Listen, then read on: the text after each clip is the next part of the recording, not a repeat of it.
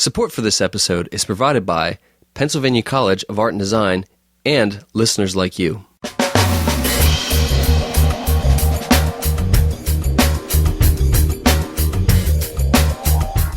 Welcome to the Lancast. I'm David Moulton. On this episode, I sat down with Dan Robrish, the editor-in-chief of the Elizabethtown Advocate. During the episode, Dan talks about how he discovered the need for a local paper in Elizabethtown and decided to fill it. The area was just completely underserved. I used to work at daily newspapers, and an area like Elizabethtown is what we would call fringy. Now, we'll cover the big events there, but we're not going to go out of our way to cover the day-to-day stuff. We'll leave that up to the weeklies. Perfectly good news judgment if there's a weekly covering that area. And, all of a sudden, nobody was documenting the day-to-day things that were going on in Elizabethtown.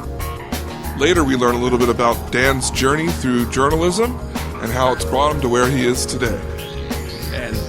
And they also asked me what my career goals were, both short and long term, and were very surprised when I answered that I wanted to own and operate my own newspaper, because they had never heard that answer before. I mean, usually a job applicant for a journalism job at the AP answers something like, "Well, I want to cover the Supreme Court. I want to be a foreign correspondent. I want to be a sports writer." Any of those would be a perfectly acceptable answer that wouldn't surprise them. But they had never heard the answer, "I want to own and operate my own newspaper," before. Enjoy the conversation.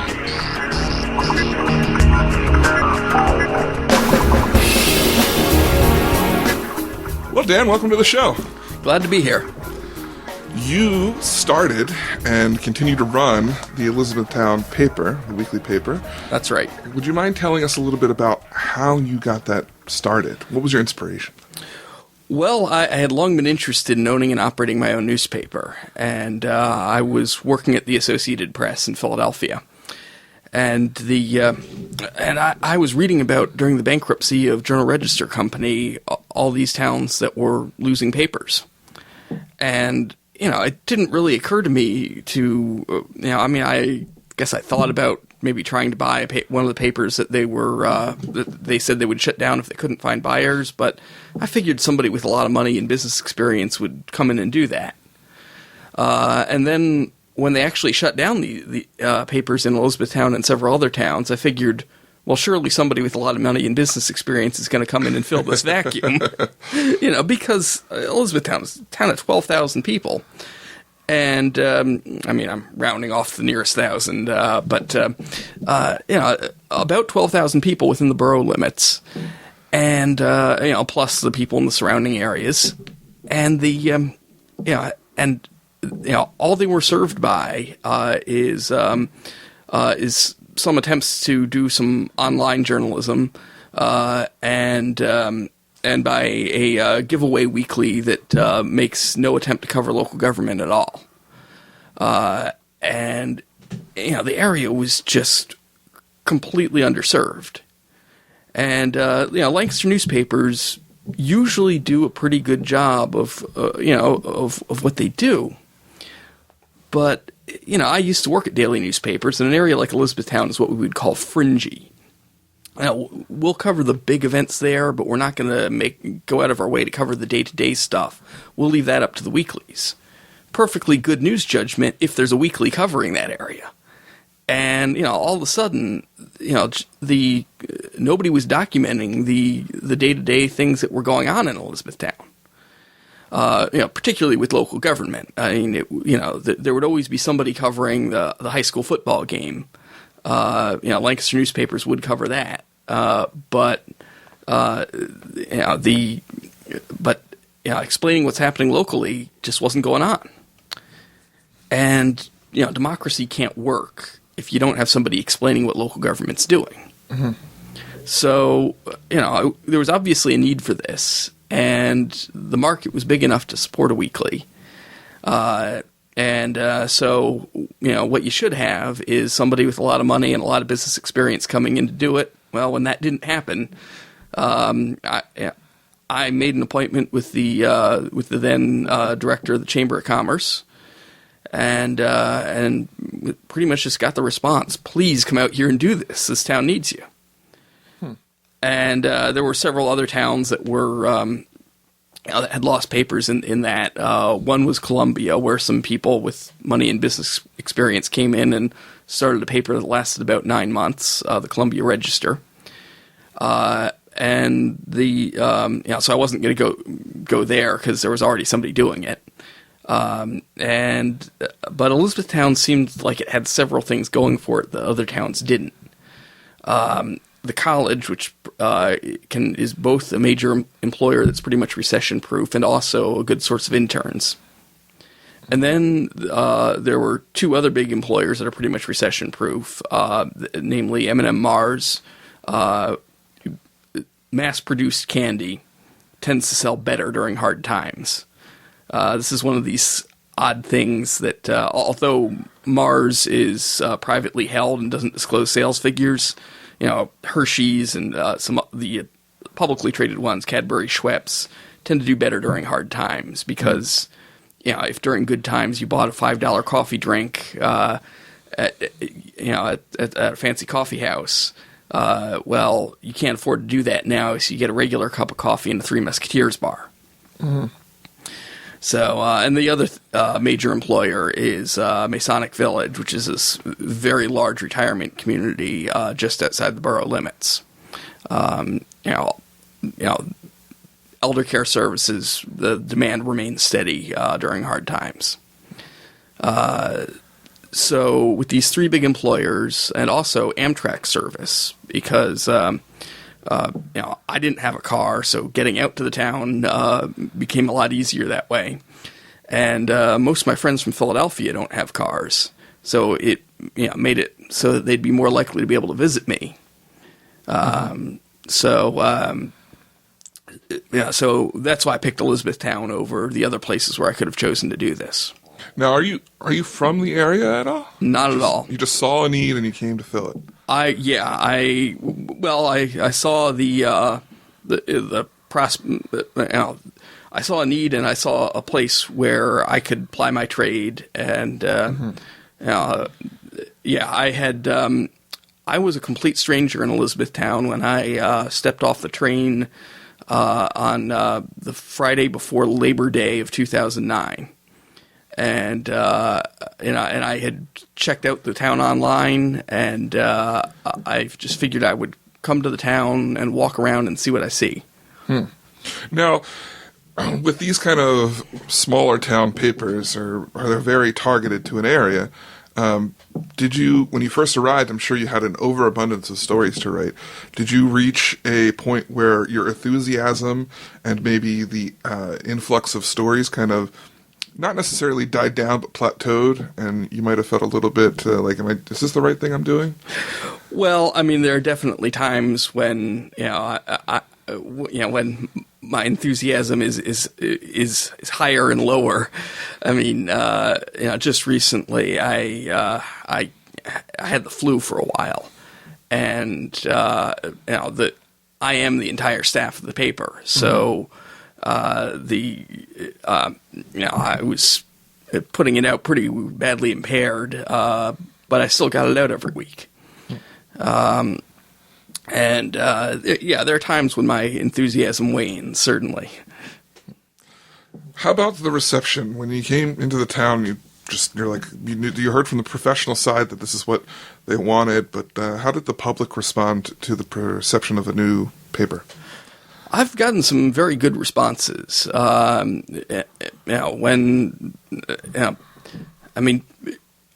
think it helped quite a bit that the town went a year since the Chronicle shut down before I opened up. Had I bought the Chronicle, I think that people would say, okay, here's the new owner, but, this is something that's been around since 1868, and we can pretty much take it for granted. Mm-hmm. That year-long gap made it so that people realized we can't take for granted the continued existence of a local weekly. I think that helped somewhat. Also, I think it helped somewhat in that by starting off after a year's gap with a new name, that I didn't have to have this perception of, well, we've always done it this way. The paper has always, devoted the entire front page to the high school prom, or the paper has always done fill in the blank. People knew that this is a new paper. It's not going to do things the same way the old paper did. Mm-hmm. For example, I at times I've taken some pretty strong stands in editorial writing that I don't know if the Chronicle ever did that. Surprisingly, for example, we had a pretty big bust in town where a local store was accused of selling the synthetic marijuana. And not only were they accused of selling it from their store after the state legislature outlawed it, but they were accused of doing it for food stamps. Ooh. Yeah. I mean, it was, after there's this big bust in town, which, by the way, that store was also my second largest retailer, and still is. I wrote an editorial saying, you know what? There would be no demand for this synthetic marijuana if the real thing were legal. And I compared it to alcohol prohibition and pointed out that we used to have this problem with bootlegging, with moonshine, and I mean moonshining still happens, but it's a really unusual. Compared to the sale of taxed and regulated liquor, moonshine is minuscule. They pretty well eliminated this problem by legalizing it, taxing it, and regulating it. And I believe that the same thing would be true if we legalized, taxed, and regulated marijuana. I'm not certain that would be true of all drugs, but I think we should at least try that, watch what happens, and then use the lessons learned from that when you consider whether to do the same thing with, say, cocaine. I'm not where I'm less certain of that, but and I'm, I can't imagine just just regulating heroin like liquor or something. I mean, I think that would be a really bad idea, but and so I was thinking that surely I'm going to get some people really up in arms about this, but no, the only people who had any comment on it were people who were saying, wow, that took a lot of courage, and I agree with you 100%. It was, on the other hand, when I editorialized that Penn State football should be shut down for at least a year, that wasn't popular. Yeah, I have to agree. I would not have expected that type of response, especially from the area that we're in. A lot of people are more tightly knit around here. I suspect that it had to do with, people had gotten used to me writing editorials that weren't the most the most orthodox. I had previously written about, and I believe it was right after a big bust of college keg parties. Maybe it wasn't in response to that. I may be getting my timeline mixed up, but I wrote that this has been an absolute failure of Congress setting a uniform national drinking age at 21. If we had it at 18 in the 48 contiguous states, we would achieve the same goal that Congress had of, clearly there was a problem of having inconsistent drinking ages because people would go to the younger drinking age state, get drunk, and then drive back and get into these horrible car crashes. Mm-hmm. So I can understand the idea of the uniform national drinking age, but you set it at 21, and especially in a college. I mean, I was in college at one point, and every senior and a lot of the juniors and all the non-traditional students, you've got a whole bunch of people who are over 21, and they're not a whole lot over 21. So when the underclassmen ask them for help in buying booze, they remember a few years ago somebody slightly older helped them, so they do it. Whereas, all right, at 18, we would have the problem of high school seniors buying it for younger people. But I think it would be less of a problem because people under 18 are living with their parents, and at least theoretically are easier to keep an eye on. It would, I'm not saying it wouldn't be a problem, but I think we'd have fewer problems if the drinking age nationwide were 18. However, I don't think Congress should be telling Alaska and Hawaii what to do, because you can't drive to or from Alaska without encountering a border guard who would notice if you were blotto. And you can't drive to or from Hawaii at all. It would seem like a sensible thing to do would be to only make that apply to states who have federal aid highways that connect them to another state. Well, obviously, you've got a lot to say with your editorials, and there's things to report on in Elizabethtown to keep you moving. So do you get a lot of submissions from your readers as well, or other people writing anything for you? Not as much as I would like. Congressman Pitt submits a column each week, which I'm glad to get. I think it's important that my readers know what their member of Congress is thinking. And I'm glad to get it, and I'm not sure if he ever reads the paper, but he's not a subscriber, I don't think. So I would have remembered getting a subscription from my congressman's office. But at least he supports. Well, yeah. Well, I mean, his office was sending these commentaries to the papers in his district before I was around. He didn't do it specifically for me. I do get submissions from readers from time to time. I have a freelancer who, he now lives in Mount Joy, but he lived in Elizabethtown when he started, covering high school sports for me. Because that's, if I tried doing that myself, my heart wouldn't be in it, and it would show. Mm-hmm.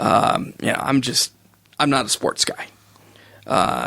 So that's why I make sure to have people who know about sports and care about sports write about sports. Mm-hmm. So I'm paying my regular sports writer Brandon Persinger. I'm paying him on a freelance basis to cover high school sports for me, and that's working out pretty well.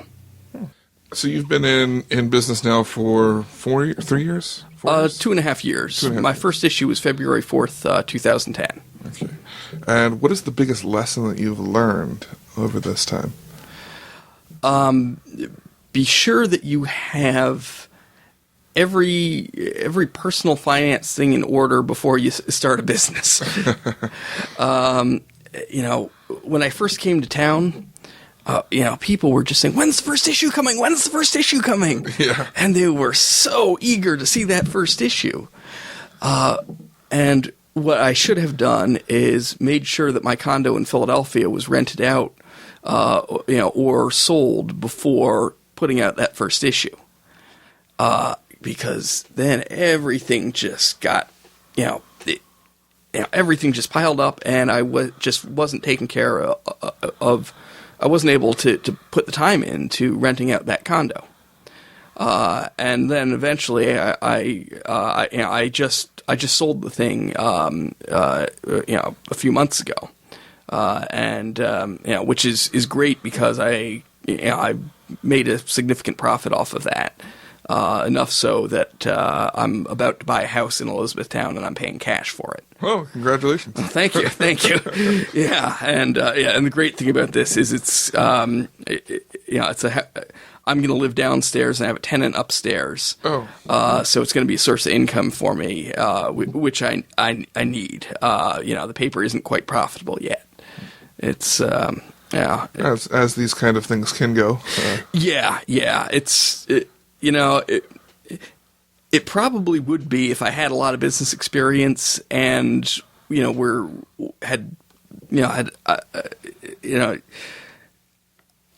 I had $500,000 and a lot of business experience, I probably could have, made this thing profitable, within a year. Mm-hmm.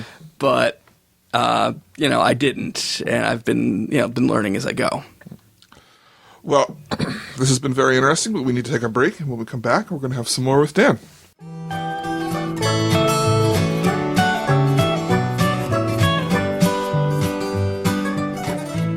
Whoa, David, what have you got there? A pina colada?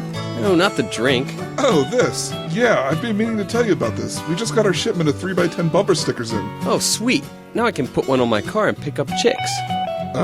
Keith, you're married. Whoa, it's working already. Well, if you want a chick magnet Lancast bumper sticker like Keith, they're free. Just email us at bumpersticker@thelancast.com. Hey, Keith, get back here with the box of stickers. I need one for my car. Too late!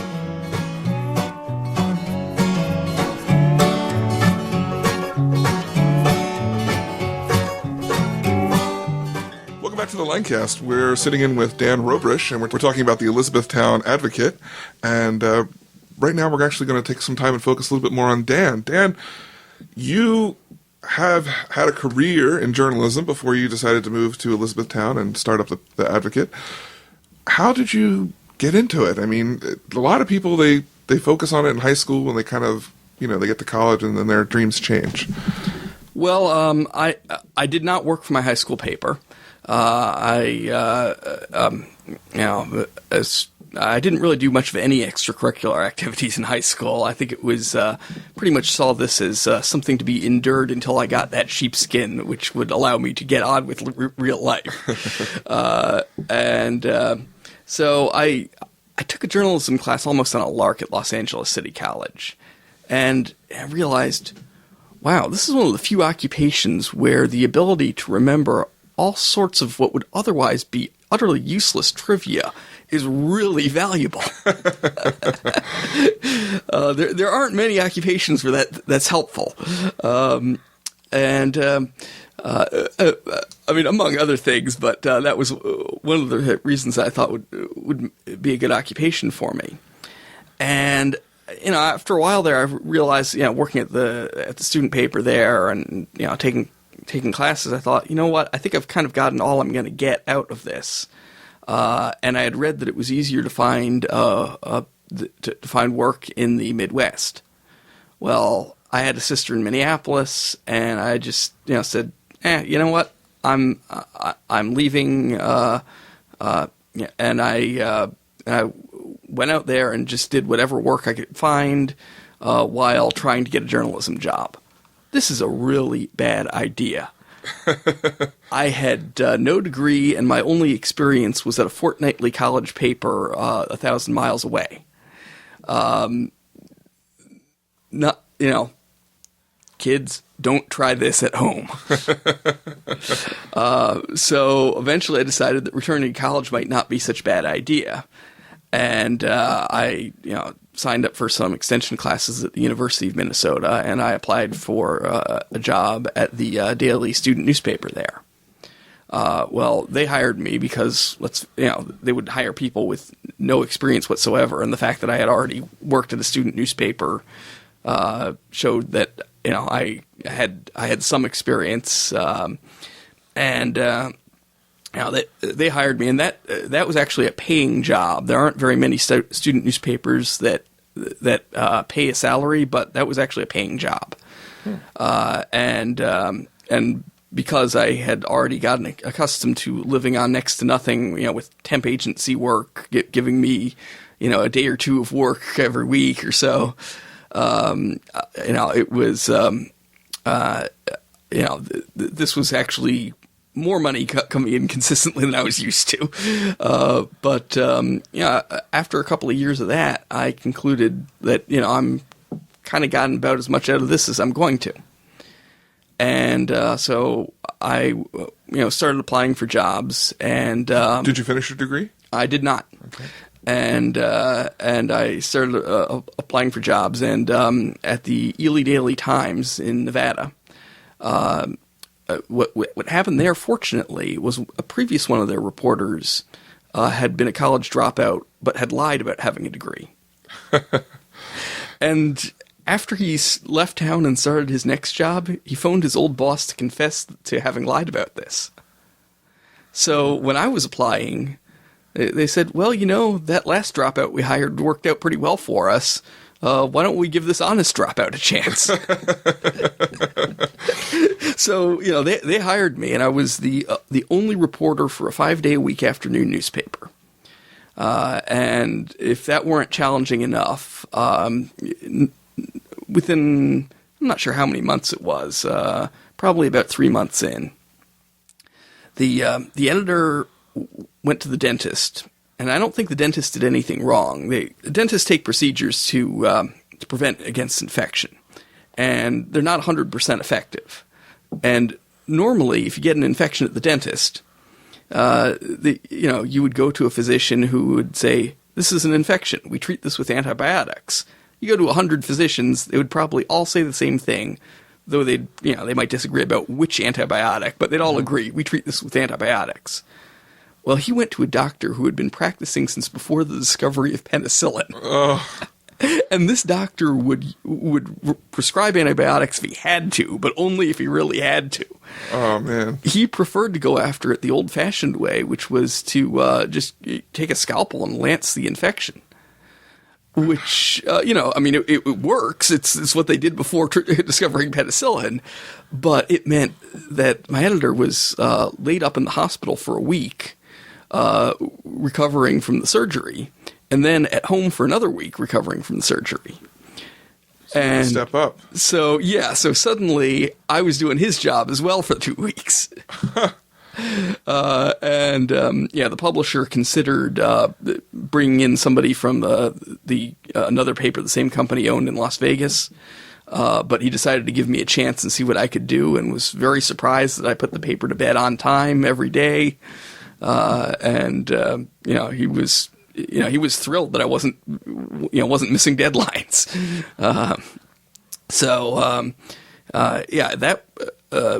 That worked out pretty well, and it gave me a lot of confidence in the ability to take on tasks in journalism that most people would think one person couldn't do.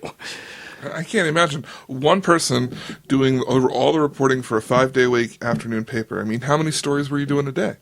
Well, there were also Associated Press stories in there, okay. And there were more AP stories during the week that I was alone than there normally were.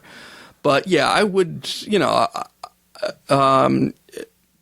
stories that at least could have a byline on them, I would typically write 3 or 4 a day at least, and my byline wouldn't go on everything I wrote.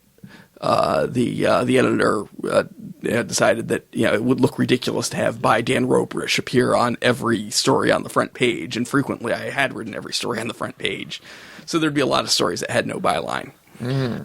But typically I'd have a byline on, say, 1 or 2 stories on the front page each day. Usually, usually the lead story would have my name on it. But sometimes there would be a press release that we would run, and it wasn't unusual for us to take a press release and put it on the front page if it was of local interest. And frequently, stories from the AP's State Wire would be on the front page. So, did you break into the Associated Press right from this job?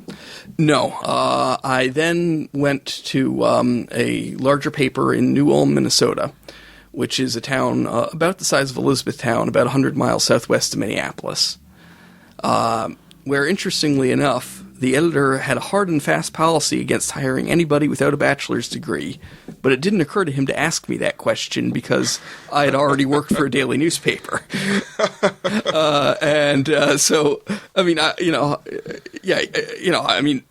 My thinking was, I'm never going to lie about this, but if a prospective employer doesn't ask, I'm not going to bring it up. Yeah. That was it was an interesting job because the editor, told me at the beginning, what some reporters do is keep track of their hours, and they just put down 40 hours each week, and some weeks they're working more, and some weeks they're working less. And he said, I'm okay with that. You can do that. That's fine. But all he expected me to do was write one byline story a day. And after my time in Ely, well, I found that to be a pretty easy task. I would think. So, I got into this routine that if I knew what story I was going to work on that night, it was a Tuesday and it was going to be a city council meeting that would start at 7:00 at night. And this was a morning paper, so I'd be writing the story right after the meeting, and the meeting might finish at 8:30 or 9:00 at night, and I would go into the newsroom, write the story really quickly, and the night editor was very happy because I had this ability to write very quickly, and all she needed to do was some minor cleanup, and she'd have it on, and she'd have no trouble. But suppose I knew that my day was ending with that. What I'd do is I'd show up in the newsroom at about 11:00 in the morning or so, and make sure to say hello to several people. That way, if anybody asks, "Where's Dan?" the answer is, "I saw him here this morning." And I would check my mail, which back then was actual postal mail. We didn't have email, and it's not all that long ago. This was like 1997. I mean, it's a modern office had email by then, but this was not a modern office. And check for phone messages. Respond to anything that needed responding to, and then I would leave and not do any more work until 7:00 at night. And I'm not sure if the editor ever caught on to the fact that in a typical week I was working about 25 hours, but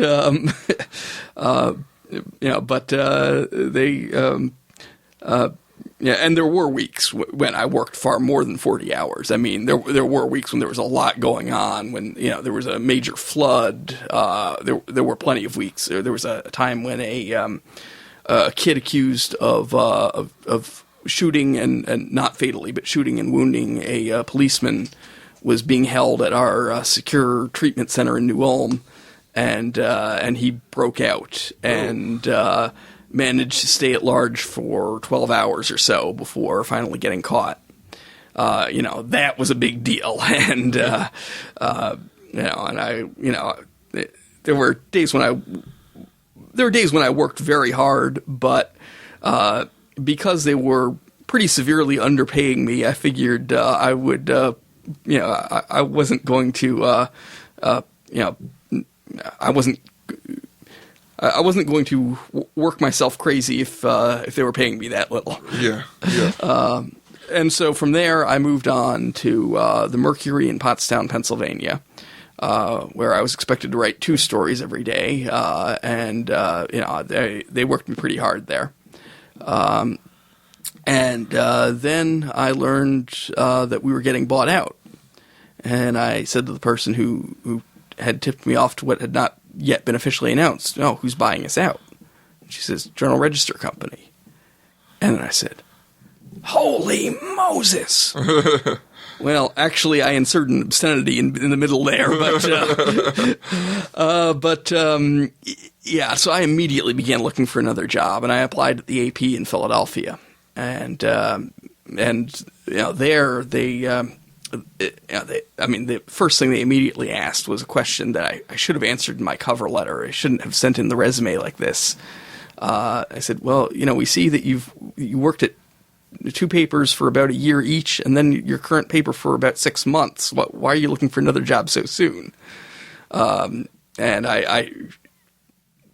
that's, you should always answer questions like that in a cover letter if there's something odd about your resume, because that's the sort of thing that many employers would just say, "You know what, I'm throwing this out. I'm not, I'm not going to even call this person."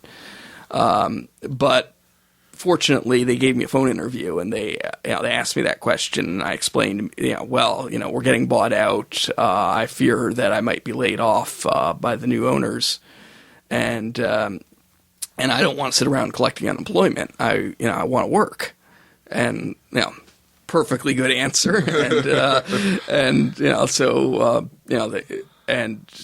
they also asked me what my career goals were, both short and long term, and were very surprised when I answered that I wanted to own and operate my own newspaper, because they had never heard that answer before. I mean, usually a job applicant for a journalism job at the AP answers something like, "Well, I want to cover the Supreme Court. I want to be a foreign correspondent. I want to be a sports writer." Any of those would be a perfectly acceptable answer that wouldn't surprise them. But they had never heard the answer, "I want to own and operate my own newspaper," before. Well, what's it like working for the Associated Press? Because when someone says the AP to me, I just imagine this like secret covert group of underground, they're everywhere and nowhere at the same time, and somehow your story is going to get picked up, and you don't even know that they're there. Yeah, well, I was working in an office in Philadelphia, and this office would, and most of the time I was there, I was working the night shift. At one point early on, I was put on the assignment of writing the broadcast wire from 3 to 11:30 at night, and so. I'm sorry, that's 3 in the afternoon to 11:30 at night, to kind of clarify. All right, so and somebody just said to me, "Don't do too good a job at night broadcast. You'll get stuck on it." Is that what happened? Yeah. I did that for a large part of my time there was working night broadcast. And toward the end, they decided to cut down on the state staffing. So I was handling I was what they called a breaking news staffer, handling anything that was happening in Pennsylvania from mid-afternoon to sometime around 11:30 or so. I'm not sure. Maybe it was still 3 to 11:30. I forget what the exact hours were. So instead of being part of a team that dealt with the breaking news of Pennsylvania on the swing shift, I was the person handling the breaking news of Pennsylvania on the swing shift. And as you can imagine, and I was the first person that they assigned to do this. So as you can imagine, things didn't go all that smoothly when they were trying to make this transition. So I was getting extremely frustrated in my work, eventually I just decided, you know what, I'm sick of being that guy on the bar stool who complains about how badly run his company is and talks about how he's someday he's going to go out and go into business for himself. I decided to be the rare subset of that group who actually does go out into business for himself. And you're doing pretty good, so congratulations. Well, I've been managing to pay all my bills and put out the paper every week for, it'll be 3 years in February, so... That's not an easy task. It's not easy, but I've been managing to do it, and, I don't think it's going to be that long before I've got a profit going, but, it's taking a while. It's not easy. Well, Dan, we want to thank you tons for coming on the show and telling us about the Elizabethtown Advocate and about your story. If anyone wants to learn more about the Advocate or get in touch with you, how can they do that? Well, my website is at etownpa.com, and my phone number is 717-361-0340. Great. Well, thanks once again. You're welcome.